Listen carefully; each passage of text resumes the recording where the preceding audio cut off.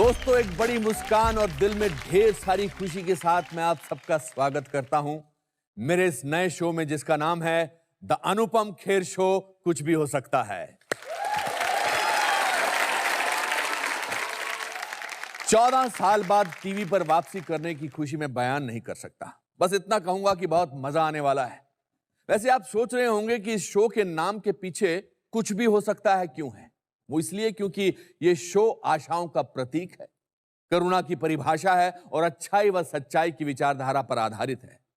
यहां आने वाली हर दिग्गज हस्ती दरअसल मेरे गेस्ट नहीं, मेरे दोस्त हैं। वो दोस्त हैं जिनके साथ मैंने अपने करियर के 30 साल गुजारे हैं। उनसे जो बातें होंगी वो गॉसिप नहीं, स्क्रिप्टेड या सुपरफिशियल नहीं होंगी। यहां कही गई हर एक बात उनके दिल से निकलेगी और आपके दिलों को छुएगी। तो दिल थाम के बैठिए, क्योंकि लाइफ में कुछ भी हो सकता है। जी हां, लाइफ में कुछ भी हो सकता है। जरा सोचिए, अगर धोती पहन एक साधारण वकील महात्मा गांधी अहिंसा के मार्ग पर चलकर हमें आजादी दिला सकते हैं, तो कुछ भी हो सकता है। रोज 10 किलोमीटर पैदल चलकर शिक्षा पाने वाला एक गरीब लड़का लाल बहादुर शास्त्री अगर देश के प्रधानमंत्री बन सकते हैं, तो कुछ भी हो सकता है। और अगर एक छोटे से शहर के मामूली क्लर्क का बेटा अनुपम खेर सिनेमा जगत में एक नाम बना सकता है, तो वाकई कुछ भी हो सकता है।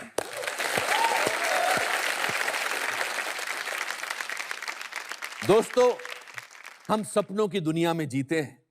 हर कोई आशा करता है कि उसका जीवन सफल हो और वो उन ऊंचाइयों को छुए जिसकी वो कल्पना करता है। और मैं कुछ अलग नहीं हूं। मेरा सपना था कि मैं एक अभिनेता बनूं और उस सपने की शुरुआत इसी रंगमंच से हुई। इसीलिए आज इस शो के द्वारा मैं रंगमंच की कलाभूमि को श्रद्धांजलि अर्पित करता हूं।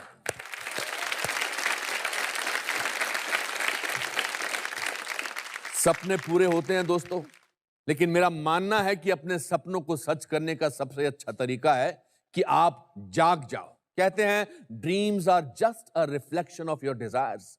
मतलब सपने आपकी इच्छाओं का एक अक्स है, लेकिन आंख खुलते ही आपके सामने वो शक्ति आ जाती है कि आप अपनी इच्छाओं को पूरा कर सकें। और ये शक्ति ऊपर वाले ने सबको बराबर दी है। फर्क सिर्फ इतना है कि मुट्ठी भर लोग ही इस बात को समझ पाते हैं और बाकी निराशाजनक जिंदगी बिताते हैं। पर ऐसा क्यों है?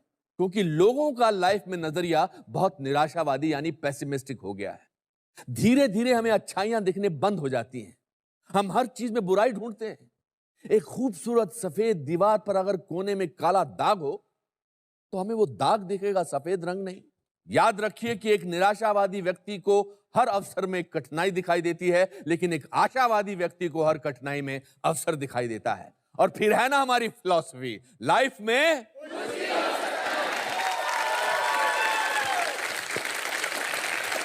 दोस्तों, आज जो हस्ती यहां आई है वो एक मिसाल है कामयाबी की। उनकी उपलब्धियां देश विदेश में सबके लिए एक अनमोल प्रेरणा है। अपने हर सपने को सच कर दिखाया है इस भाग्यशाली व्यक्ति ने। मेहनत, लगन, दृढ़ता, करुणा और विश्वास जैसी विशेषताएं जितनी इस शख्स में है, शायद ही किसी में है। आशावादी व्यक्तित्व की संपूर्ण परिभाषा, हिंदी फिल्मों का बेताज बादशाह। Please welcome king Khan Shahrukh Khan. ऐसी कोई बात तो है नहीं जो मैं आपके बारे में जानता नहीं, बहुत सारी बातें हैं शायद। मेरे पास भी 2-4 बातें ऐसी हैं जो मैं बताना नहीं चाहूंगा, जो आपके बारे में मैं जानता हूं, तो be careful what you ask. हम लोगों ने बहुत, एक्चुअली मेरे सबसे ज्यादा को एक्टर रहे हैं वो अनुपम ही रहे हैं। एक्चुअली मैं काउंट कर रहा था।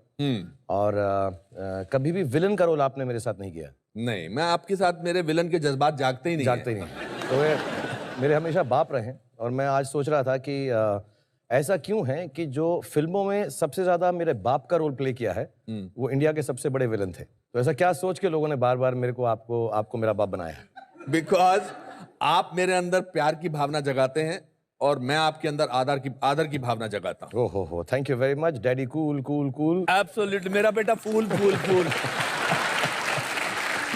मैं आपसे पूछना चाहता हूं शाहरुख, एक तो आप मत करो, मुझे तुम ही करो। मैं आपसे ही बात कर सकता। अच्छा चलो ठीक है।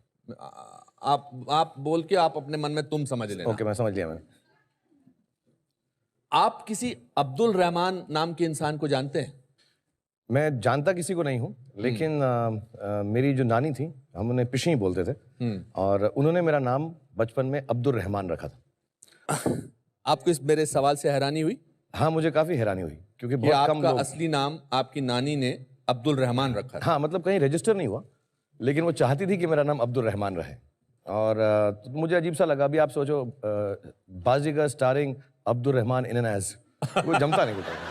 Shahrukh Khan in and as Baazigar better sound करता है। अच्छा, बिल्कुल बिल्कुल। शाहरुख खान किसने रखा था फिर आपका नाम? चेंज कैसे हुआ? मेरे फादर ने रखा, मेरे पिताजी ने। उन्होंने मेरी बहन का नाम लाला रुख, जो बहुत बड़ी पोयम पे बेस्ड है। एब्सोल्युटली। और उनके पास एक घोड़ी थी, उसका नाम भी लाला रुख था। वो घोड़े कलेक्ट करते थे तब। तो उन्हें ऐसा लगा उनका नाम लाला रुख होना चाहिए और मेरा Shahrukh, which means Prince like face.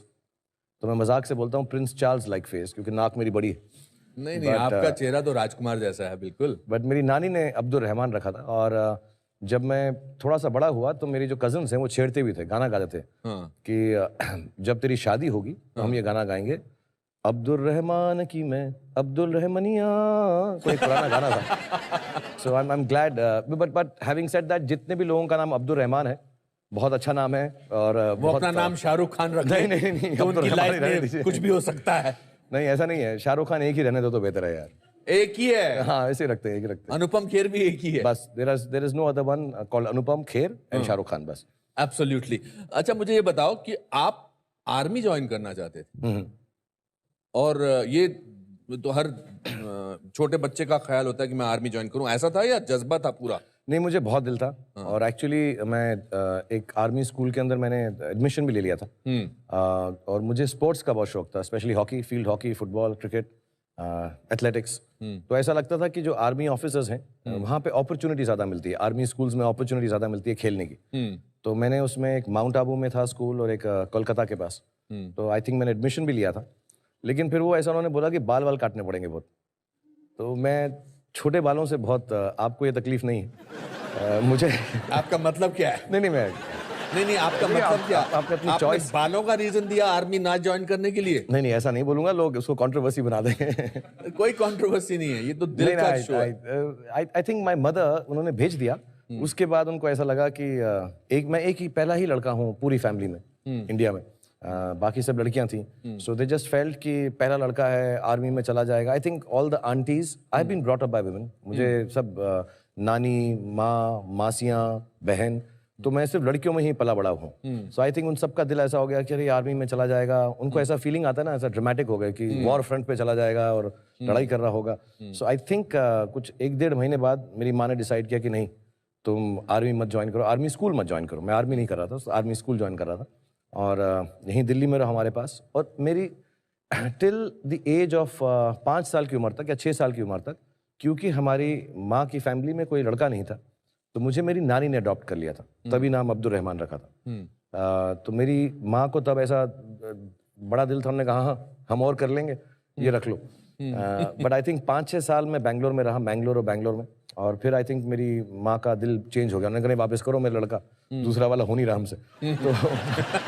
तो आई थिंक वापस ले आए मुझको। एंड बट मेरे साथ सबका बहुत लगाव है, जितनी भी औरतें हैं हमारी फैमिली में, बहुत औरतें हैं माशाल्लाह।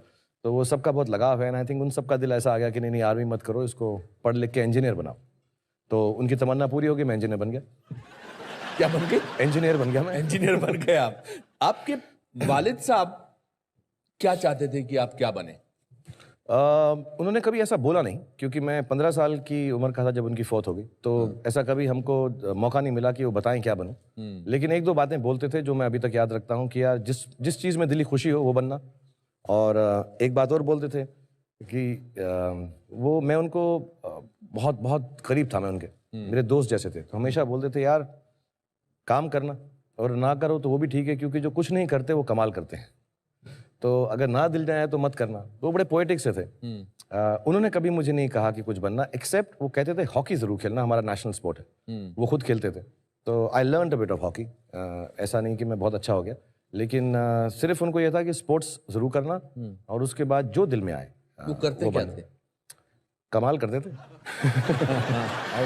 नहीं, वो पहले वो लॉयर थे, लेकिन उन्होंने प्रैक्टिस नहीं किया, उनको लगा वो ठीक नहीं है। इंडिया के शायद, जहाँ तक मुझको मेरी मालूमात है, यंगेस्ट फ्रीडम फाइटर हैं। ताम्रपत्र मिला हुआ है उन्हें। और 14 या 15 साल की उम्र में जेल में भी गए थे फ्रीडम स्ट्रगल में। आई थिंक मौलाना अब्दुल कलाम आज़ाद के अगेंस्ट इलेक्शन भी लड़ा था, हार भी गए थे। और उसके बाद वो बहुत बड़ा उन्होंने एक बिजनेस किया, कारोबार किया फर्नीचर का, वो फेल हो गया। फिर ट्रांसपोर्टेशन का, वो फेल हो गया। फिर उसके बाद रेस्टोरेंट का, वो फेल हो गया। फिर आखिर में फ्रीडम फाइटर्स को एक छोटी सी कियोस्क दी जाती थी विलिंगडन हॉस्पिटल के पीछे दिल्ली में, छोटा सा। कहाँ पे? तो विलिंगडन हॉस्पिटल दिल्ली में। हाँ। तो वो छोटे से कियोस्क में चाय बनाकर बेचते थे और वो MA LLB थे, बहुत पढ़े लिखे थे। और मैं जो कुछ भी हूँ उनसे ही सीखा हूँ। और उन्होंने ना पॉलिटिक्स ज्वाइन की, ना कोई फ़ायदा उठाया अपने फ्रीडम फाइटर होने का, बहुत ऑनेस्ट थे। और आखिर दिनों में उन्होंने नेशनल स्कूल ऑफ ड्रामा में उसकी मेस भी चलाते थे। मैं आपको पूछने वाला था कि मुझे जब पता लगा कि आपके वालिद, आपके father national school of drama में कैंटीन चलाते थे या मेस चलाते थे, तो I was very surprise because I think मैंने ज्वाइन किया 75-78 से और वो 74 तक वहां पर थे जी। और आप ये सारे एक्टर्स को वहां मिलते रहते थे। एक्चुअली कुछ अजीब सा रीज़न है कि मैं एक्टर बन गया। मुझे लगता नहीं था मैं एक्टर बनूंगा, या ऐसी कोई सोच नहीं थी, फैमिली में कोई नहीं था कि एक्टिंग करेंगे। लेकिन मुझे लगता है वो फॉर्मेटिव ईयर्स थे। मैं सेंट कोलंबस स्कूल में पढ़ता था जो गोल मार्केट में था, और मैं मॉडर्न स्कूल में 12 खंबा रोड में अपनी बहन को लेने आता था। उनका स्कूल 3:30-4 बजे ख़त्म होता था। तो वो वक्फा जो था 1 बजे से 4 बजे, मैं आके नेशनल स्कूल ऑफ ड्रामा में बैठता था। तो मैं एक्चुअली जिन जिन लोगों के साथ पला बड़ा हुआ हूँ वो इस देश के सबसे महान एक्टर्स में से हैं। रोहिणी हट्टंगडी जी, राजेश विवेक साहब, सुरेखा सीकरी जी, राज बब्बर साहब, अजीत वच्छानी जी, रघुवीर My Yadav. God, these are all names of my seniors. या और मैं इन सबके साथ मुझे बहुत प्यार करते थे। मैं अभी अजीब लगता है कहते हुए, बट राज बब्बर साहब को बब्बर अंकल कहता था। हाँ। तो उन सबके साथ मैं बड़ा हूँ। और अलकाजी साहब उस वक्त डायरेक्टर थे, हमारे गुरु। जी। सूरज का 7वां घोड़ा, उनकी गोद में बैठ के मैं देखता था और वो मुझे बताते रहते थे कि तो आप एक्टर कैसे नहीं बनते? आप क्या बोलते हैं कि मैं ऐसे ये इंजीनियर मुझे- बनना चाहता था, मैं आर्मी में जाना चाहता था? लेकिन वही पुराना किला में जाके हम बैठ के देखते रहते थे। अलकाजी साहब साथ में बिठाते थे और कहते थे देखो, और उसमें अंडर स्टडीज होती थी, कभी अजीत वच्छानी साहब, कभी हाँ, बब्बर double साहब, casting, हाँ। डबल कास्टिंग होती थी। तो मुझे अभी भी याद है सारे डायलॉग्स। रजिया सुल्तान के एक सुल्ताना का एक डायलॉग था, क्या ये दुरुस्त है कि मैं गुलाम हूँ मिट्टी सा सिया, जिसे कदमों के नीचे रौंद दिया गया हो, लेकिन हमें ये एक सा रुतबा देता है। खुदा की नज़र में हम एक हैं, खुदा हमें खून और रंग से नहीं अमल से परखता है। वाह। So I think Manohar Singh ji, सारे मैंने सब बड़े बड़े एक्टर्स को देखा है, उनको रिहर्सल करते आपने हुए देखा तुगलक है। भी देखा होगा? मैं तुगलक भी देखा है, और Look सारे के Back in सारे Anger, ये सारे प्लेस। सारे प्लेस मैंने, तुगलक, सूरज का 7वां घोड़ा, मैं सब वहीं रहता था, उनके साथ रिहर्सल करते थे, ताश खेलते थे। ब्लफ सिखाया था हमको राज बब्बर साहब ने, ताश की गेम। सो मेरी जो अपब्रिंगिंग है, आई थिंक वहाँ कहीं ना कहीं मुझे ऐसा लगने लगा कि मैं भी कुछ एक्टिंग वैक्टिंग कर लूंगा। ऐसा दिल में तो नहीं आया था, लेकिन आई थिंक वो एटमॉस्फेयर इतना खूबसूरत लगता था वो था, atmosphere। मुझे बहुत अच्छा लगता था। आपने क्यों एक जगह बोला है कि my father is the most successful failure? क्योंकि मेरे जो फादर थे बहुत ही विनम्र और बहुत ही intelligent, soft spoken gentleman with a great sense of humour. और क्योंकि बहुत अर्ली उम्र में मुझसे उनका साथ छूट गया, 15 साल की उम्र में। तो व्हाट्स आपका लास्ट विजुअल अपने पापा का क्या है? लास्ट विजुअल बहुत सैड सा है। आई रिमेंबर उन्हें कैंसर था, तो वो ठीक हो गए ऐसा कहा गया। तो हम उन्हें घर पे लेकर आए, तो उन्होंने वनीला आइसक्रीम मांगी थी, and that was the first time he ate after 8 months of suffering from cancer, ये थ्रोट कैंसर। एंड तो वनीला आइसक्रीम खाई उन्होंने, और हमें लगा कि अब तो ठीक हो गए, अब तो खाने पीने लग गए। And that was at about 11 or 12 in the night, and 4 o'clock What in the date morning. was this? This is on 18th October या 19th October, एंड देन उस या 18 रात थी। और फिर उसके बाद I went to sleep and my mother, I think मुझे मालूम नहीं पड़ा, my mother woke me up and she said papa is in the hospital. वो वापस ले गए उनको, और जब तक हम पहुंचे 3-4 बज गए थे। एंड मेरा लास्ट विजुअल ये है, उनके पैर मैंने देखे और वो बहुत ठंडे थे जब मैंने उसे हाथ लगाया, and he had passed away.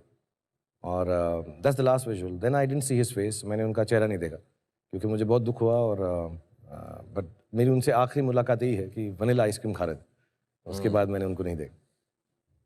Sorry to revive these memories, but just उसके कितने दिनों बाद आपके मम्मी का देहांत हुआ?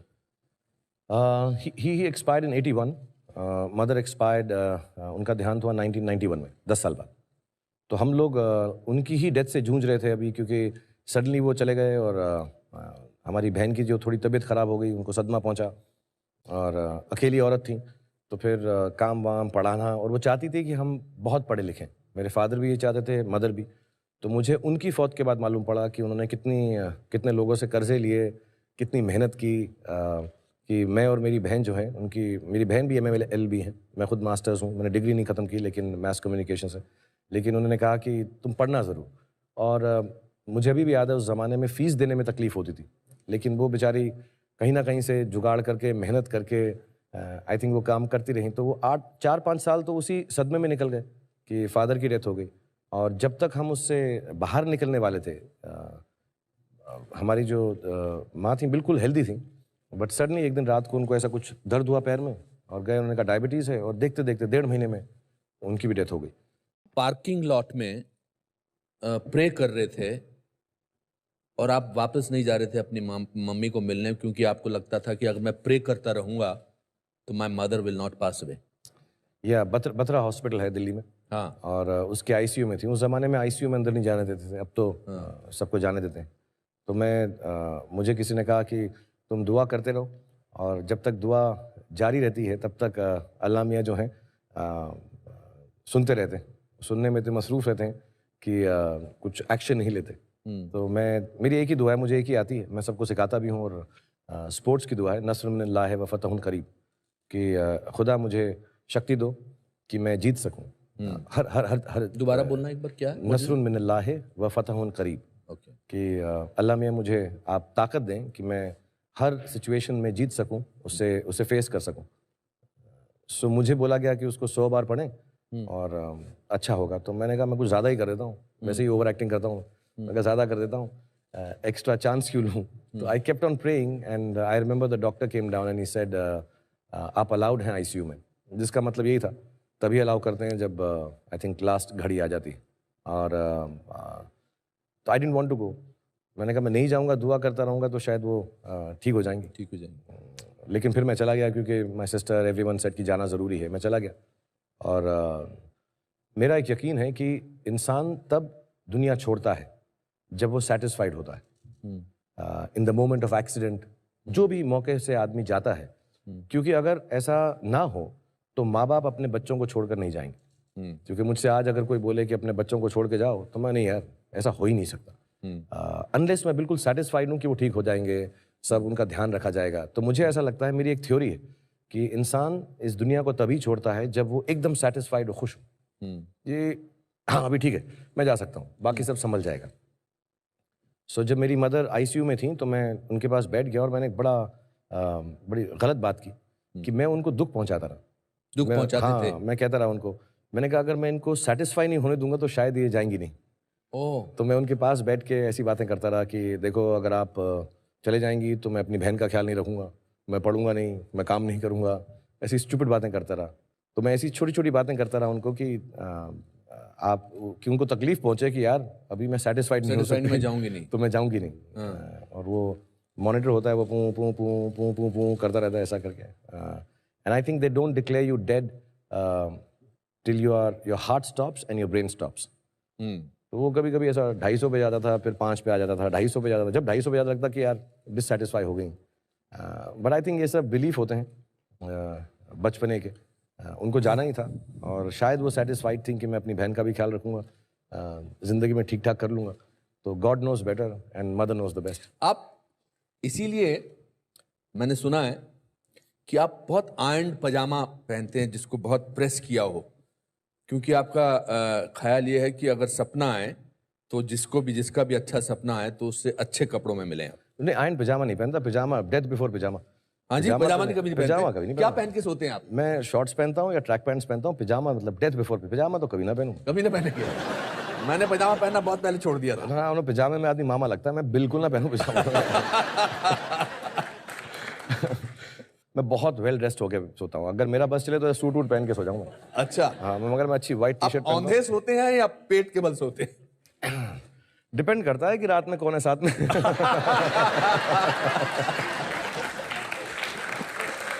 और जब तन्हा होते हैं तो कैसे सोते हैं? आई थिंक मेरे को कभी देखा नहीं अपने आप को सोते हुए, लेकिन मुझे ऐसा लगता है मैं उल्टा ही सोता हूँ। अच्छा। हाँ, उल्टा सोता हूँ मैं। शुरू सीधा होता हूँ। आमतौर पे कहा जाता है कि जो बादशाह होता है, जो राजा होता है, जो किंग होता है, वो सोते हुए बहुत अकेला महसूस करता है। Do you feel like that? हाँ, मतलब मुझको रात में अकेलापन महसूस होता है क्योंकि मुझे एक तो नींद बहुत कम आती। मैं 3-4 घंटे सोता हूँ। इसलिए नींद कम आती है, आप इसीलिए देर से सोते हो? आई डोंट नो, इनमें से कोई चीज़ होगी। मतलब या तो मुझे क्योंकि अकेलापन है इसलिए नहीं सोता हूँ। हाँ। तो मैं बच्चों को, बीवी के साथ सबसे बात करके उनको भी मैंने लेट कर दिया है। लेकिन उसके बाद मैं एक चीटिंग करके उनके बाद भी जागता रहता हूँ। और या I feel alone at night. और मुझे ऐसा भी लगता है, ऐसा कुछ बिलीफ है मेरा कि जो क्रिएटिव लोग होते हैं वो रात को जागना उनका लाजमी है। क्योंकि रात के सन्नाटे में और जिस तरह का द क्वाइट होता है, आई थिंक कहीं ना कहीं पर कुछ ना कुछ दिमाग में चलता है, दिल में कुछ आता है। बट या मैं बहुत I feel alone at night. या I feel lonely at night. तो मैं कभी कभी अकेला बैठ के कुछ पढ़ लेता हूँ, लिख लेता हूँ, टीवी भी देख लेता हूँ कभी कभी अगर मिस हो गया हो। बट अदरवाइज या नाइट्स आर लोनली। या Nights are lonely. Which was the first actress you had crush on? किस पहली मोहतरमा को आपने पर्दे पर देखा और कहा था कि हाय ओ मेरी माँ, मतलब नॉट ओ मेरी माँ। अनुपम, आपका तो रोमांस भी इतना ओल्ड फैशन हो गया कि लड़की को देख के ओ मेरी माँ बोलो, क्या कर रहे हो यार। द फर्स्ट एक्ट्रेस पर्दे पे तो नहीं देखा मैंने, फिल्म में बहुत देर में देखना शुरू की थी क्योंकि तब अलाउड नहीं होता, टीवी पे देखते थे। हाँ जी जी। अपने साथ वाले अरोड़ा साहब के घर में टीवी होता था। हमारे यहाँ मल्होत्रा साहब होते थे। हाँ, दरी पे बैठ के टीवी देखते थे। संडे को जो पिक्चर आती थी, मुमताज जी। मुमताज। हाँ, मतलब मेरी ऑल टाइम फेवरेट है मुमताज जी। मुझे बहुत खूबसूरत लगती हैं। हाँ। और अभी मतलब ऐसा कहना सही है कि नहीं, but extremely sexy and I think very very beautiful. मैंने नोट किया कि पिछले जब से मैं बात कर रहा हूँ आप बहुत केयरफुल हो गए हो कि ये ठीक बोलना सही है कि नहीं, मैं नहीं बोलता हूँ। वाई? नहीं, कहीं मुमताज जी को गलत ना लग जाए। नहीं, मुमताज जी की बात तो समझ, उससे पहले भी आपने 2 बार बोला था कि आई नो, बट ऐसा भी कंट्रोवर्सी हो यार वो जाएगी। कुछ भी लिख देते हैं। कुछ क्या है कि लोग जो हैं, इतना वक्त है उनके पास, स्पेशली आजकल, कि कुछ चीज बोलो तो उसका कुछ ना कुछ अलग मीनिंग निकाल के कुछ और बोलते आपकी तो हो। खासियत है कि आप कभी बोलने से पहले सोचते नहीं है। ठीक है, जो कुछ मैंने सॉरी बोल के बोला मैं वापस लेता हूँ। जो मैंने बोला है सीधा बोला है, ऐसी की तैसी तुम्हारी। Correct.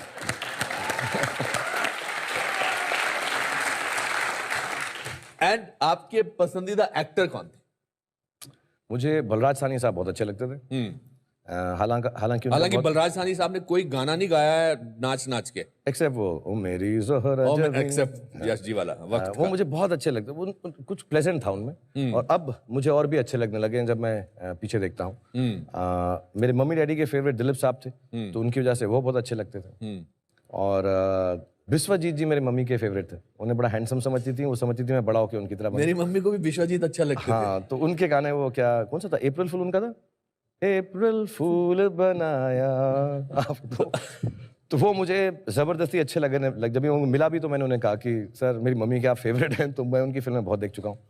And Amit ji, I think वो हम बड़े हो रहे थे तो उस जमाने में उनकी फिल्में ज्यादा देखी हमने।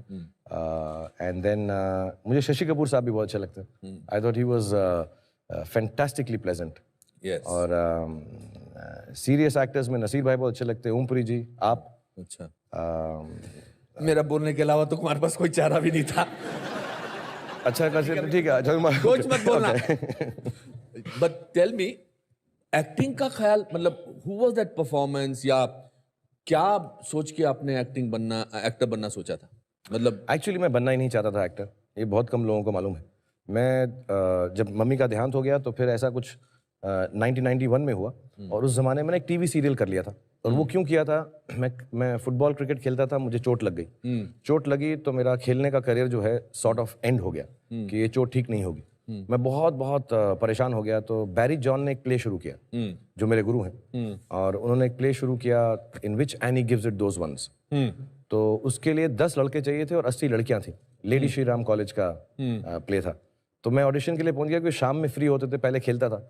तो मुझको उन्होंने प्रिंसिपल डांसर के एक रोल में ले लिया। उसमें मेरी लाइंस थी पूरे प्ले के अंदर, I have a letter for you Annie. I have a letter for you Annie. Okay. Annie गा के बोलना था या नहीं, बस आगे बस ऐसा, I have a letter for you any. और मैं डांस करता था, प्रिंसिपल डांसर था। तो मुझे वहाँ पे शुरुआत हुई, मैं कर रहा था और फिर कुछ एक हमारे दोस्त थे कर्नल कपूर साहब, उन्होंने एक टीवी सीरियल शुरू किया जिसमें उनके बेटे काम कर रहे थे। उनके बेटे ने डिसाइड किया मैं नहीं करूँगा, तो उन्होंने कहा तुम कर लो, तो मैंने कर लिया। तो वो फौजी एंड बिल्कुल घर के सामने रहते थे इसलिए कर लिया। अच्छा। और हाँ, कुछ ऐसा आइडिया नहीं था कि एक्टिंग करूंगा। थिएटर वेटर थोड़ा बहुत करता था, वो भी इसलिए क्योंकि अब स्पोर्ट्स बंद हो गई थी। एंड देन फौजी आई थिंक थोड़ा चल गया। तो एक दिन मैं घर में था, दो लोग मैं मेंशन जरूर करूंगा। एक मिस्टर हैरी बवेजा, मुझे पहला फोन मुंबई से मिस्टर हैरी बवेजा का आया। He was my class fellow. आज तक उनके लिए मैं कुछ भी कर सकता हूँ, क्योंकि मेरी मम्मी ने उनका नंबर अपने हाथ से दीवार पे लिखते थे, तब टेलीफोन होता ना, तो उसके ऊपर लिखते थे। तो हैरी बवेजा लिखा था कि यार मैं फिल्म बनाना चाहता हूँ, आप आ जाएं। तो मैं कह रहा यार कुछ फिल्मों में रोल मिल रहा है, तो मैंने तब नहीं किया। फिर एक दिन मुझे हेमा जी की नीस का फोन आया। अच्छा। और उन्होंने कहा Hema ji would like to speak to you. तो मैं समझा ऐसे कुछ फैन वैन टाइप जो है मजाक कर रहे हैं। तो मैं यार कौन हेमा जी? तो हेमा मालिनी जी। तो मैंने बिलीव नहीं किया। और फिर वो फोन पे आई और उन्होंने कहा मैं फिल्म बनाना चाहती हूँ, हम गोना मेक। दिल्ली में फोन आया था? मैं दिल्ली में फोन आया, घर के मतलब ऑब्वियसली हाँ नॉर्मल घर के अंदर ऐसा फोन। तो मैं कहा मम्मी को भी जाके बोला, मैंने कहा हेमा मालिनी जी ने फोन किया है। कहते हैं हाँ हाँ ठीक है। तो हेमा जी का फोन आ गया, तो उन्होंने कहा मैं फिल्मों में काम। तो I had no interest actually, to tell you honestly. तो क्या करना चाहते थे आप? मैं कमाल करना चाहता था। अरे कमाल तो किया आपने। मैं एक्चुअली फिल्में बनाना चाहता था। आप फिल्मों के साथ जुड़ा हुआ कोई काम करना मैंने चाहते साइंस की, उसके बाद इकोनॉमिक्स की, उसके बाद मैथ्स कम्युनिकेशन मैंने इसलिए कि मैं एड फिल्म्स बनाना चाहता था। मेरे को लगा ऐसा ये ठीक है यार, कुछ ऐसा 30 सेकंड के अंदर फिल्में बनाऊंगा, क्योंकि ना मुझे लगता था मैं देखने में ठीक हूँ, ना मुझे लगता था मुझे एक्टिंग आती। तो मैं कहा मैं कुछ ऐसा फिल्म्स बना लूंगा मैं जाके। और एड फिल्म्स मुझे बड़ी अच्छी लगती थी। मैंने प्रोडक्शन में काम किया था 2-4 दिल्ली में। सॉरी मैंने आपको कट किया, आप हेमा जी की बात बता रहे हाँ, थे। सो देन शी सेड कि मैं फिल्म बना। तो मैं समझा, मतलब मैं बहुत शॉक्ड हो गया कि मैं सबको बताया हेमा मालिनी जी का फोन आया था, बट मैं गया नहीं। And then my mother died 3-4 months later. तो मैं बड़ा दुखी था, तो दिल्ली में दिल नहीं लग रहा था, तो अकेला हो गया। तो मैंने कहा यार मैं ऐसा करता हूँ, जो जो लोगों ने मुझे कहा, मैं मुंबई में काम करने आया था एक सीरियल के अंदर, वागले की दुनिया। वागले की दुनिया, एक एपिसोड के लिए आया था। तो उसमें मैं अजीज मिर्जा, सईद मिर्जा, कुंदन शाह, केतन मेहता, इन सबसे मिला। तो वो बहुत प्यार दिखाते थे और कहते थे मैं बहुत अच्छा एक्टर हूँ। तो मुझे बहुत अच्छा लगा, उन्होंने बड़े बड़े लोगों ने आपने बहुत अच्छा काम किया था फौजी में। हाँ, they were very बहुत appreciative अच्छा of था me। उसमें आपने। तो और वो बड़े बड़े लोग थे सब। और you Ketan stood Mehta. out in that, हाँ, so they were very nice to me कि तुम बड़े अच्छे एक्टर हो। तो मुझे थोड़ा सा कुछ ऐसा लगा ठीक हो रहा है। So when my mother died, मैंने ऐसा डिसाइड किया कि मैं 1 साल के लिए मुंबई आऊँगा और जो काम मिलेगा वो करूँगा for a change of scene. So when I came here, मैं एक दिन रात को बैठ के लकी बिरयानी खा रहा था कहीं बांद्रा में। तो वहाँ एक विवेक वासवानी करके एक प्रोड्यूसर है, वो आए। उन्होंने कहा तुम फिल्मों में काम करोगे? ऐसे नहीं, मैं ठीक ठाक हूँ, मैं टीवी पे काम कर रहा हूँ। उस वक्त मैंने सर्कस शुरू किया। तो मैं कहा मैं ठीक ठाक हूँ। उन्होंने कहा नहीं, मिस्टर जीपी सिपी उनकी फिल्म है। और तो मैं कहा ठीक है, ऐसे बात कर रहे हैं। फिर मैं चला गया। सुबह सुबह वो आ गए घर में और मैं ऑफिस में रहता था अजीज और सईद मिर्जा के। तो उन्होंने मुझे बुलाया, कहा चलो, and he took me to G P Sippy sahab. And I remember G P Sippy sahab ने मुझको देख के बोला he be a hero, his hair is like a bear. अच्छा। मेरे बाल ऐसे कैसे करो? तो मैं उसको देख मैं यार ऐसा क्या यार तुम ले आए हो यहाँ पर? तो कह रहे हैं hair is like a bear. अच्छा, जीपी सिपी साहब, Sholay and everything. So and then one thing led to another. मैंने एक दिन में 5 फिल्में साइन की। मैं हेमा जी के पास वापस गया, तो उन्होंने मुझे I will cast you because your nose is very aristocratic. Very good. तो उन्होंने मुझे नाक के लिए कास्ट कर लिया। वो समझिए मैं बड़ा सीरियस एक्टर हूँ। राजीव मेहरा साहब की एक फिल्म में और कोई हीरो थे शायद, वो नहीं कर सके, तो उन्होंने मुझे ले लिया उस दिन। राकेश रोशन जी किंग अंकल बना रहे थे अमित जी के साथ उस वक्त। राइट। तो उन्होंने मुझे बोला, मेरे बीवी और बच्चों ने बोला है कि मैंने तुझे अगर कास्ट नहीं किया तो ये फिल्म नहीं बन सकती, तो तुम कर लो। तो मैंने कर ली। तो एक ही दिन में मैंने 5 फिल्में साइन की। दीवाना फिल्म जो थी वो हेमा जी के ही कुछ रिलेशन में थे, गुड्डू धनवा साहब, तो उन्होंने ऑफर की। और जीपीसीपी साहब ने राजू बन गया। तो मैं एक दिन में 5 फिल्में साइन की। मैंने कहा 1 साल काम करूंगा और फिर मैं चला जाऊंगा। मेरे दोस्त जो थिएटर के हैं, दिव्या सेठ, दीपिका, ऋतुराज, तो उन सबको मैं यही बोल के आया था, बेनी थॉमस जो थिएटर में टैग में, बैरी जॉन, ये 1 साल में आ जाऊंगा मैं यार। तो उन लोगों ने मुझे बोला भी था हाँ यार तू ये वाले के साथ एक्टिंग करना, उसके साथ करना, 1 ईयर बाद। सो दे आर स्टिल वेटिंग और सम ऑफ देम आर हियर। अब मुझे 25 साल हो गए और मैं वापस नहीं गया। जिस दिन आपने 5 फिल्में साइन की थी, आपको उस दिन लगा था कि लाइफ में कुछ भी हो सकता है?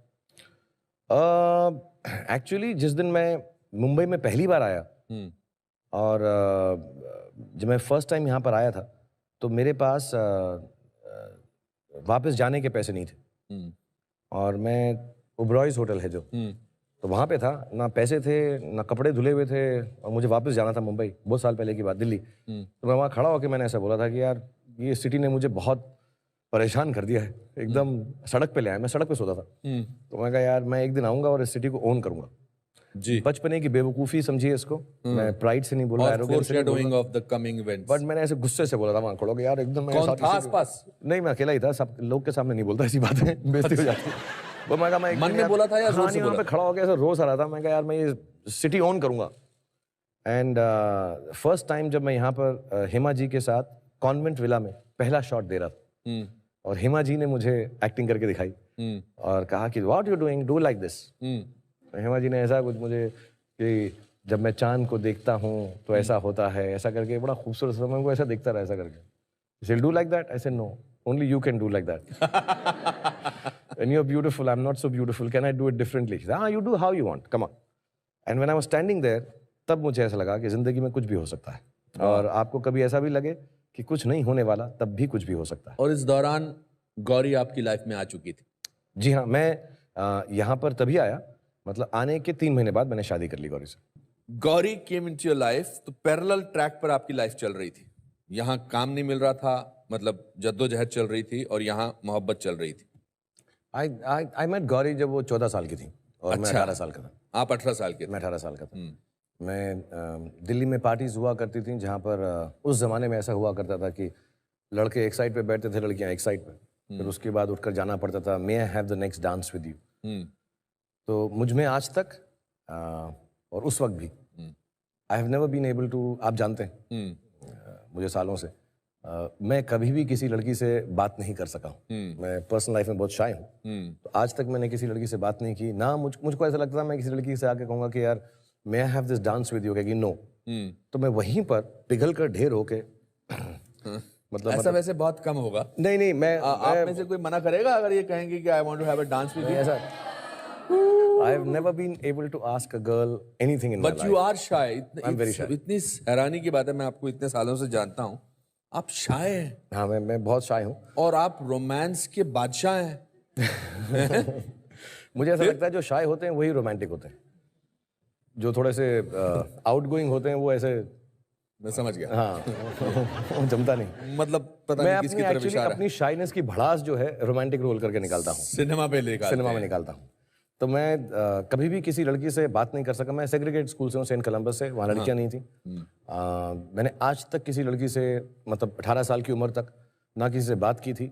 कॉलोनी में होंगी जो लड़कियाँ, एक दो किसी को जानते होंगे, मोहल्ले में बड़े हुए होंगे जिनके साथ। पर आप कॉलोनी वगैरह में हीरो वगैरह की तरह चलते थे? बिल्कुल या नहीं था मैं, बिल्कुल नहीं था। ऐसा कुछ नहीं था? कुछ भी नहीं था। मैं मेल गड्ढा मुझे बुलाया करते थे। क्या बोलते थे? मेल गड्ढा, मेल गड्ढा, बहुत तेज भागता था। हाँ तो उसके लिए मुझे दिल्ली में ऐसे छेड़े रखी जाती हैं, छेड़े बोलते हैं हाँ, उसको। छेड़े ओ मेले ओ ए, तो मेला मेला करके बुलाते थे मुझको।